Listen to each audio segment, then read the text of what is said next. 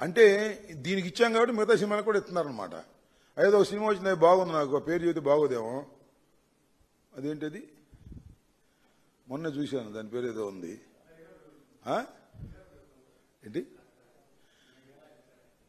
కాదయ్యా మిరాయ్, దానికి రేట్లు పెంచలేదే. మీకు విషయం తెలుసా, నేను 10 సినిమా చూస్తాంట, మిరాయికి 150కి ఇచ్చారు. మిరాయి చాలా అద్భుతంగా ఉంది, మరి దానికి పెంచలేదే. చాలా గ్రాఫిక్స్ కూడా అద్భుతంగా ఉన్నాయి. సరే దానికి ప్రచారం నాకు ఉంటుంది, నేను చెప్తే నేను చూసి వచ్చా, అద్భుతంగా ఉంది, దానికి పెంచలేదు అబ్బాయి. అంటే ఉప ముఖ్యమంత్రిగా నడిస్తే బాగా పెంచుతారా, నాకు అర్థం కాల. సో పెంచడానికి కూడా ఒక హై బడ్జెట్ మూవీస్కి పెంచుకుంటే తప్పు లేదు, నేను కాదంటలా. కానీ ఉప ముఖ్యమంత్రి గారికి స్పెషల్ ఏంటి అంటున్నా.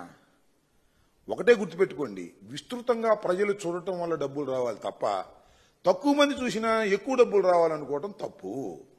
సినిమా హిట్ అయితే ఎక్కువ డబ్బులు వస్తాయి, సినిమా ఫ్లాప్ అయినా కూడా పీక్ తినేద్దాం అనుకుంటే తప్పు. ఇది అధికార దుర్వినియోగం. నీతి నిజాయితీగా ఉండేటటువంటి పవన్ కళ్యాణ్ గారు ఇలా చేయటం మంచిది కాదు. ఎందుకంటే ఆయన చెబుతున్నాడు కదా నీతి నిజాయితీ అని, అందుకని చెప్తాను నేను.